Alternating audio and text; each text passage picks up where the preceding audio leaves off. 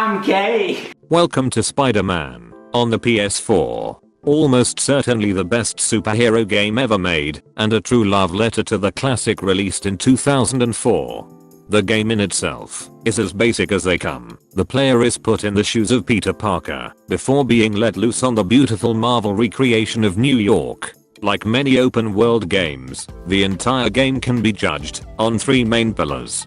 The first being navigation, which is an absolute masterpiece. Players can immediately tell that the developers made every effort to make the experience of navigating the city to be as fun as possible. Mistakes are not punished, and more advanced and flashy maneuvers are heavily rewarded, meaning doing what would often be the most tedious activity in most other games instead turns into an experience of getting a dopamine injection directly into the fucking skull. This level of absolute fucking joy is also perfectly balanced with being entirely immersed, as each web is anchored onto a physical point, and in no point during the game does the player ever feel like they've run out of shit to swing from. More advanced obstacles are still included within the city, which only enhances the player experience as they watch Spider-Man effortlessly overcome them in even more stylish animations. The navigation was so fucking good that not once in my entire playthrough did I even consider using the fast travel.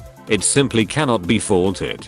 The second pillar is the combat, which is also just as polished and enjoyable. Fans of the older Assassin's Creed or Batman games will feel right at home, as time dodging and reacting to enemy types is at the core of Spider-Man's combat system. This type of combat is perfect for Spider-Man and is implemented so perfectly that it will make a player wonder how it will be improved with a sequel. The combat starts off as a logical game of when to attack and when to defend yourself, but quickly evolves into a flowing art form where the player can choose exactly how to eliminate each enemy with the enormous number of tools at their disposal. Spider-Man can also use a huge number of ultimates, which are bound to a short cooldown, but many players will find them to be a cheap way to end an otherwise enjoyable fight.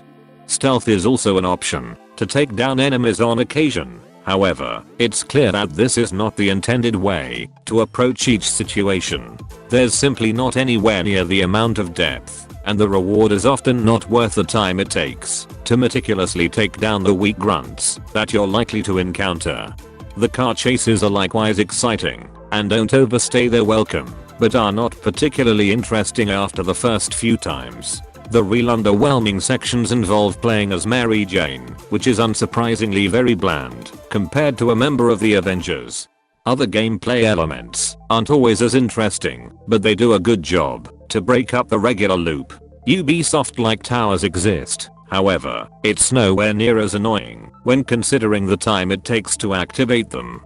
Collectibles play a big part of the Spider-Man experience, with 55 backpacks that can be found around the city. This would be annoying as fuck if they weren't easy to find, provide information on the backstory, and give the player tokens to spend on various upgrades and suits.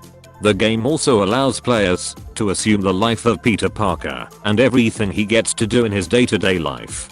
Players can make toast, do science shit, and stand in a line. There's also the uninteresting hacking mini-games that players can choose to skip, but not wearing the suit is mostly just a way to progress the story, which is good for a video game, but still fairly predictable. It was, however, a refreshing change of pace that the game isn't another fucking origin story, and much of what you learn about this version of Spider-Man is told through how he interacts with other characters and the world itself. By the time the credits roll, most players will feel a compelling conclusion that will offer a surprising amount of emotional weight while still retaining a satisfying wholesome charm.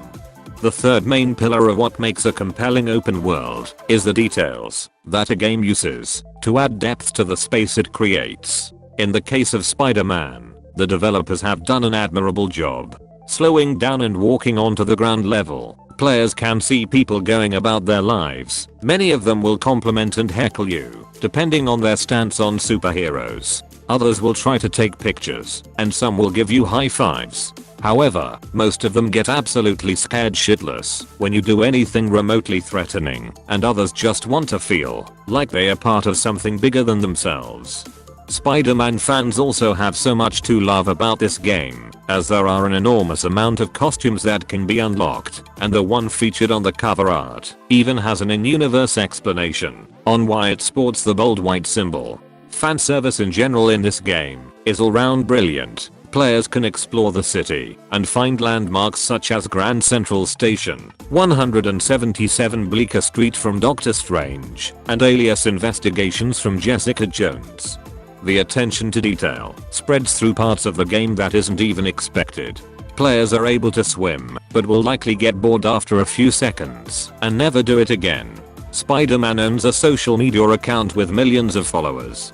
Phone calls can be interrupted and will be continued from the point in the conversation they were up to, and enemies who are thrown off buildings will automatically get webbed before they hit the ground. Although, some aspects of this game may still leave a player questioning their entire experience. Criminals, for example, don't even attempt to hide that they look like dodgy individuals. Spider-Man has a mission that involves him dumping chemicals in the water to make the frogs gay. Players can recreate the pointing Spider-Man meme and be the 7 billionth person to post it online, but truly the most disappointing aspect of this game is there isn't any pizza time theme.